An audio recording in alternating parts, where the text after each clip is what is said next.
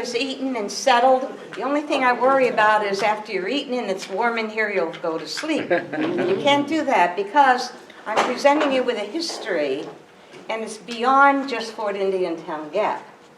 Now, I moved to Camp Hill in 1962. My 6 children went to the Camp Hill schools, and I can tell you they had the best education here, because they all have graduate degrees. So, in order to talk about Fort Indiantown Gap, you have to first talk about the Pennsylvania National Guard. Now, I'm going to see this picture. Do you all see what's unusual about it? Red, white, and blue stripes. Yeah. Well, I'll tell you that story. Anything that happened in early history and has something to do with Ben Franklin. So Ben Franklin, when he was ambassador to France, they said to him, "Sir, your ships are on the high sea and they don't have a flag, and you'll be considered a pirate ship. Does your new nation have a flag?" And they said, either through poor memory or through poor eyesight. That's what he told them the flag was. So not like the Betsy Ross flag. But that flag has continued because he started the very first Pennsylvania National Guard. And they're called the Associators. And when you're a speaker, they'll present you with one of their flags. So I'm honored to be able to have that flag of the Associators and Ben Franklin. Now, when... Red light. Screen for a minute. So when this new nation began, this picture, is anybody familiar with this picture? Yeah. Are you able Yeah. to see it? You can stand up if you want to see it. I'm afraid if I pick it up, I might break it. But this picture, people think is a George Washington. If you've been to the Capitol and go to the legislature, it's a huge mural on the back of the wall. So the next time you go to the Capitol and go into the legislature, look in the back and you will see that picture. That picture is von Steuben, who's training the local militiamen so that you would go from being a farmer and a local person, that you would then be taught the disciplines of the United States Army. So General Sajer always said that is the picture of the beginning of the United States Army. I am wearing that pin. It's called the Minuteman. You put away the plow and pick up. So I'm going to send, I'll put one on each end, and you can pass them Okay. so that you can see what the Minuteman looks like close up. So I'll start this one on this end. Is there not a sculpture on Front Street of the Minuteman in Paris? No, but there is a sculpture like that. If you go to the National Guard Bureau down in Washington, D.C., there's a huge one, and there's one at Fort Indiantown Gap. So when I became the general's wife, I was given the Minuteman pin. And I said, I love this pin. You know, when men are promoted in the Army, they have more here, more here. What do the wives get? So I said, if this is good enough for Helen Sajer, the general's wife, this is good for any woman who's in the military or who works at the Gap. So everybody was wearing this pin. Well, there are so many important things that someone's going to have to say, but this is going to be a two-man show tonight, I want you to know, because there's someone very important here who I met recently, maybe 2 years ago, and his name is Andrew L. Lick. Do I have it right? Yes. Stand up, Andrew. Andrew, when I met him, was the president of the Sons of the American Revolution. And he presented me with a special award. And that's how our relationship started. So I'm going to begin speaking, and then when the word lick comes in, because that's part of my story, then he will speak. But he said he'd come back and have another program for you, because he's going to limit his speech to 5 minutes, and I'm going to try to limit mine to 20 minutes until someone tells me to sit down. So when you know a bit about the Pennsylvania National Guard and you know how it originated, throughout the state there are about 100 armories. An armory is like the hometown team. When something happens in your town, the Guard is ready to go out. And then when wars come and they're federalized, then they're under the command of the President of the United States. Otherwise, they're under the command of the governor. So our Pennsylvania National Guard, if you look at all the ribbons, this means where they served. The National Guard is having a birthday, 141 years today. They are the longest serving National Guard, and they have covered every war. So talk about any war that we've endured, and the Pennsylvania National Guard has been part of it. Well, how I got involved with the Pennsylvania National Guard is my late husband, Major General Sajer, he had served in Korea. He had served 2 tours. He was airborne ranger, and then we met just before I was going to Korea and I was going to nursing school, so we didn't see each other for a while. But when he came out with the GI Bill, he went to Tufts University and Harvard Law School, and we married his first year at Harvard. Now, General Sajer and I had 6 children. 3 were Army officers. 1 son went to Fallujah, Iraq in '05 and came home safely, and we started an organization called Pennsylvania Wounded Warriors. And you all have a brochure to tell who we are and what. Basically, we're an all-volunteer organization. We're statewide. We don't have an office. And we have been able to help 12,000 of our Pennsylvania servicemen and women when they find they have an emergency situation. Well, General Sajer, when I met him, was a captain. He came into the Guard because he said, look, he said, if I join the Guard, I'm just a young lawyer trying to make a life in an area where nobody knows me. And if I join the Guard, it would give us additional income. Oh, sure, I said, you join the National Guard. I had no idea what I was committing to, I can tell you that. But in time, he became General Sajer. And then when we moved to Fort Indiantown Gap in 1976 was when my full introduction came alive. And so when I came to the Gap, I said, well, who's going to tell me the history? So I went to the Historic Society in Lebanon County. And they said, no, we don't have any history except military history from 1930 on. Oh, well, I then went to Department of Military and Veterans Affairs. Well, it's just military affairs then, and said, I'm interested in the history. And they said, we don't have any history. We had some, but there was a leak in the roof and papers were damaged. So lucky for me, I was invited to come to the Officers' Wives Luncheon. And I met a woman who grew up in that area at the Gap. And she said, you want to know the history? She said, come to the next luncheon. I'll tell everybody you're interested in history.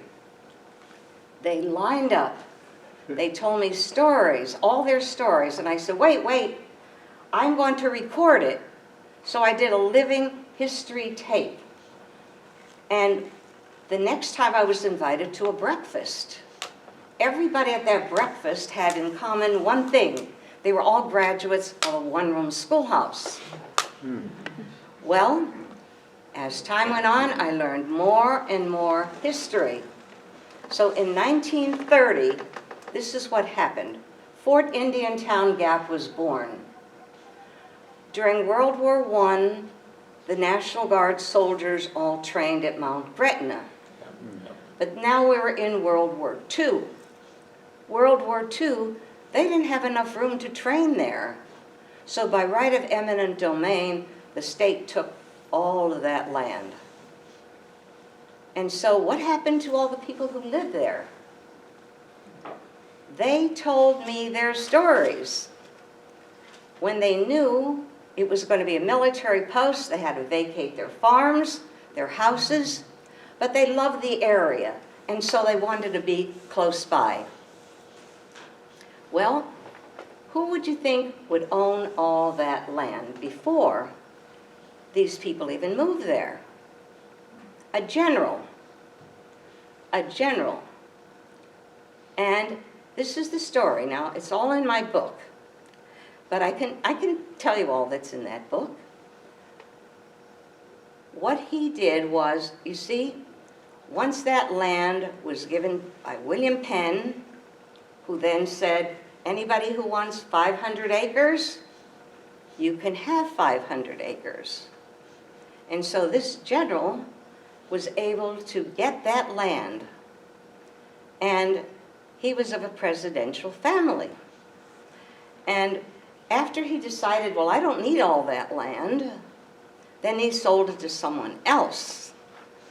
And the next man was smart. He said, well, you have all this land, I might as well develop it. Now, developing in those early days didn't mean development as it is. But what he did was, he said, oh, well, first what we need here, we need a church. Well, who has money for a church? Because they used to have an outdoor, it would be a meeting and outside. But he learned that in Middletown, they wanted to build a bigger church. So there was a Union Canal that followed the stream. And they said, by Union Canal, we can take our church, disassemble it, put it on the boat, and then take it to Fort Indiantown Gap. There's one point at Fort Indiantown Gap, it's sort of out of it now, but it's Harper's, it's called Harper's. And this is where they traded. The Indians traded because you had the Lenape Indians, the Susquehannock Indians, they all lived very well together. And then they got used to the white people there, and they would have a trading post, and they became pretty friendly. Well, so anyway, what they decided was, okay, this man owns all this land, so what I will do is I will offer some land for the church. But guess what he did? He built a store right across from the church, and that became the first country store.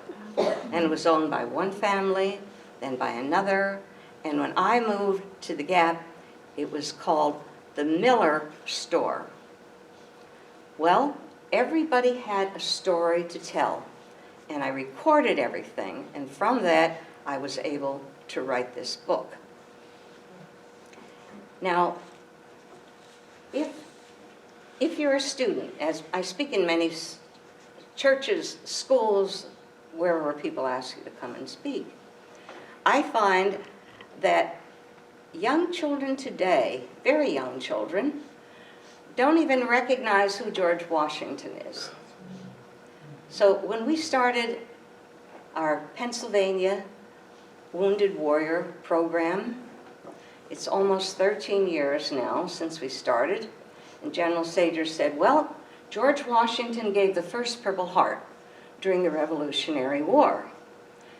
Now, George Washington saw how his men fought and were wounded and said, I want to go to the Continental Congress and say to them, I want these brave men to receive, you might say, a stipend. And the Continental Congress said, no way. We're not giving you any money. So he devised the idea of getting a purple ribbon and so people would recognize these brave men who have served.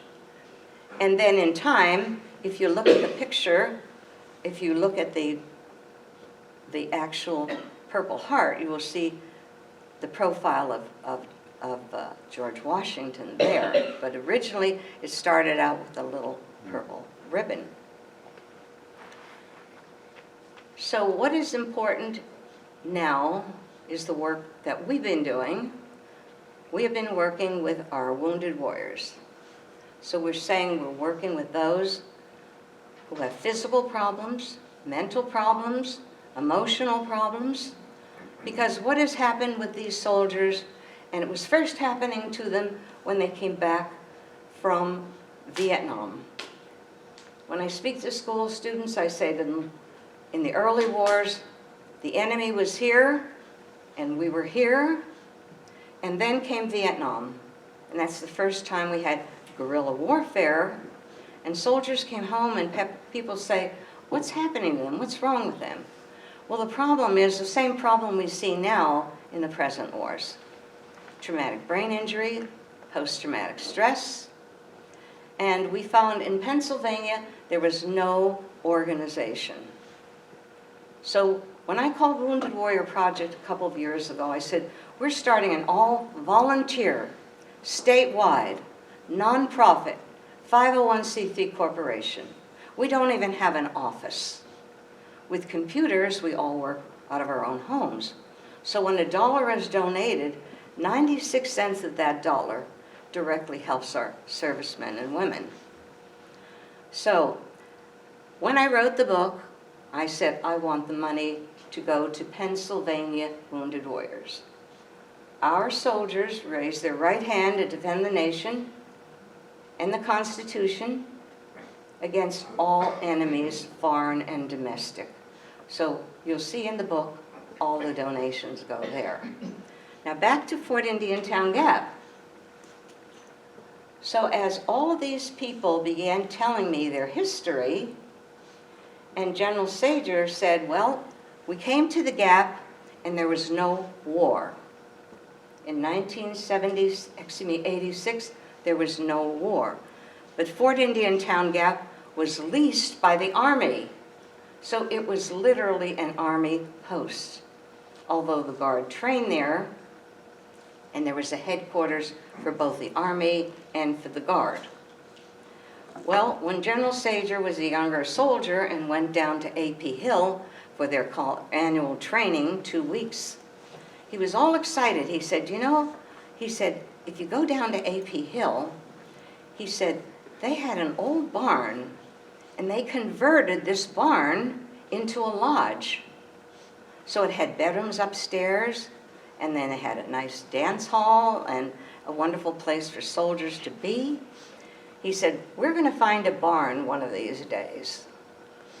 Well, years ago, Route 81 went through this farm in Lickdale. And initially, soldiers would come by train to Lickdale, and then trucks would pick them up and take them to the Gap.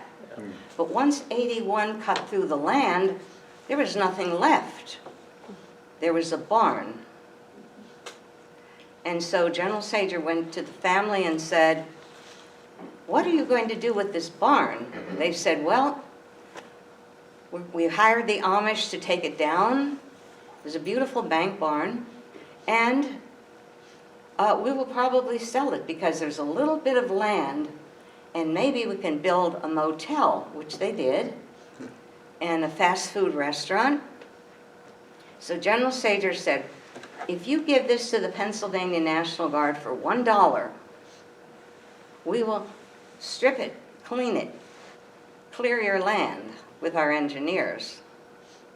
And they gave it to the Pennsylvania National Guard for $1. So we paid the Amish $5,000 to take it down, and you have to mark all the members, and they know how to do that.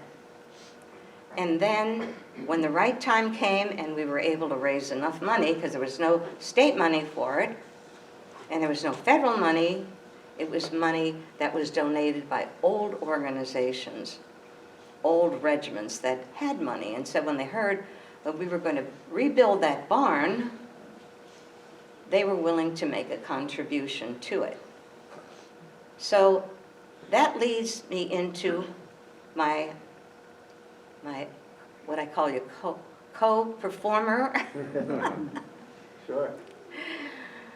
And so his story will continue about this barn. And you can tell how we first met, where on that new area. Sure. And so this is Andrew L. Lick. And he was the, you heard me say, he was the president of the Sons of the American Revolution, but I think he's moved even to a bigger and higher position. Okay, thank you. Okay, where's the other one? So come around. Thank you, Helen. I'm going to stand up here because I have some notes with me. My name is Andrew Lick, and I am also a Camp Hill resident. I had my wife and my daughter with me here earlier tonight. Unfortunately, they had to leave early. It's their bedtime, so they went back home. But we live right over here on Yale Avenue, so we're just a couple blocks away. And we joined the Historical Society tonight, so you'll see more of us in the future. And like Helen said, we had the pleasure of meeting each other just a few years ago. I serve as an officer of the Sons of the American Revolution, which is the male counterpart of the Daughters of the American Revolution. And 2 years ago, we awarded Helen and her son, Frank, with the Bronze Good Citizenship Award for all of the outstanding work that they do for our nation's veterans. So we've had the pleasure of getting to know each other. And just recently, Helen gave me a copy of her new book, which mentions the Lick Barn. And I really, before reading that book, did not know a whole lot about the Lick Barn, so that was very educational for me. But that is an old family estate of ours in Lebanon County that goes all the way back to my family's most famous ancestor, a man named James Lick. And so she asked me to come here tonight and just give a little bit of the story of James Lick and the Lick family in Lebanon County. So since I was a small child, I grew up hearing the amazing story of James Lick. And that story begins with his grandfather, William Lick, who immigrated to America in the late 1700s. William came from the Palatinate region of southwest Germany, and as many of you probably know, that's where many of the Pennsylvania Dutch settlers originally came from. William lived in Montgomery County near Philadelphia, and soon after arriving, he joined the Continental Army, where he served under General George Washington. He served during many battles and also endured the long winter at Valley Forge. After the war, William married another German, a girl named Catherine Yeager, and they settled in Lebanon County. They had numerous children, including a son named John. John eventually was the one who had the Lick Barn in Lebanon County. John married a woman named Sarah Lang, and they had 8 children, including James. James was born in 1796 in the village of Stumpstown, which today is known as Fredericksburg in Lebanon County. And James grew up hearing the many war stories of his grandfather, William, who eventually lived to 104 years old, which at that time was almost unheard of.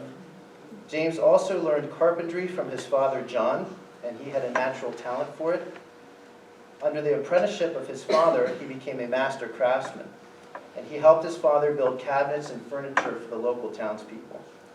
When James was a young man, he fell in love with a local girl named Barbara Snavely, who was the daughter of the local mill owner and the most prosperous man in town. Barbara got pregnant, which at that time was, of course, very scandalous. They were only dating at the time. James wanted to do the right thing, and he wanted to marry Barbara, and he went to Mr. Snavely and asked if he could have her hand in marriage. And Mr. Snavely said, no way. He scoffed at him, and he said, you're just a poor boy, and you're never going to marry my daughter, and you'll never measure up to my expectations. So the answer is no. And legend has it that James stood up to Mr. Snavely, and he said, Mr. Snavely, someday I'm going to have a mill much larger than yours. And so at that moment in time, he decided that he was going to go off and make his fortune. And he was going to build up a big enough dowry that one day he could come back to Stumpstown and marry Barbara. After that, of course, he swore that he would make that fortune and someday return. James then moved to Baltimore and began working as a piano maker in hopes of making a dowry large enough. He excelled at piano making, and soon after that, he moved to New York City and opened his own piano shop. His business expanded into Buenos Aires, Argentina, believe it or not, and other South American cities where fine pianos were in high demand. And his pianos gained a worldwide reputation amongst the tycoons and the aristocrats of that era, people who could afford that kind of quality craftsmanship. He became a very well-known piano maker.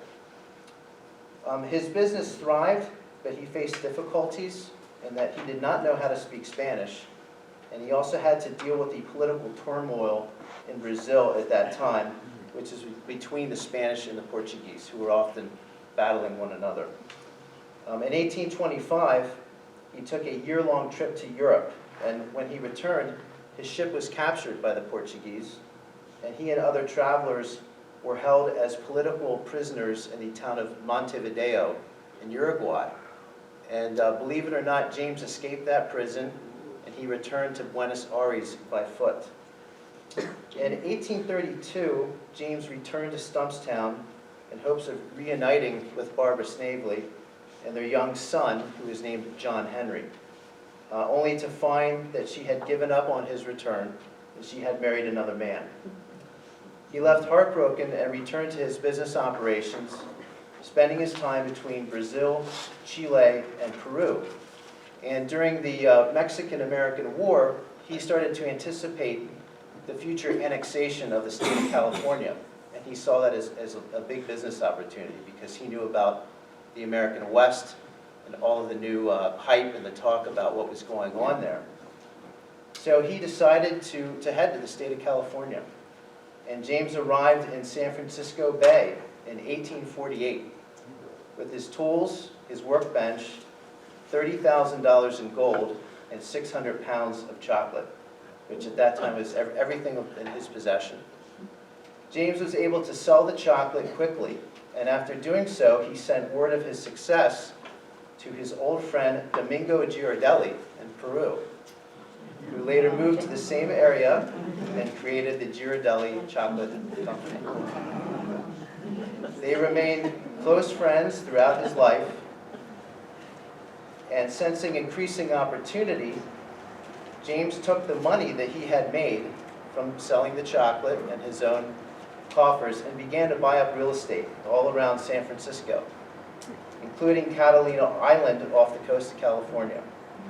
Within a year, the California gold rush hit, and due to rising land values and increasing rents, James suddenly became the richest man in California. Commercial and residential development caught like wildfire all through Central and Southern California, bringing new residents and investors. And with his newfound wealth, he built the Lick House at the corner of Sutter and Montgomery Streets, which at the time was the grandest hotel west of the Mississippi, and which was modeled after the Palace of Versailles in France. The Lick House remained the premier hotel in the American West up until the great earthquake of 1906, at which time, unfortunately, it burnt to the ground. James also built a mansion for himself in Santa Clara near the city of San Jose. And on that estate, he also built an enormous flour mill, never giving up on his promise to outdo Mr. Snavely. Legend has it that his son, John Henry Lick, came out to visit his father, and they were briefly reunited. John assisted his father in his business operations, but the two did not always see eye to eye. And John eventually moved back to Pennsylvania, where he served as an officer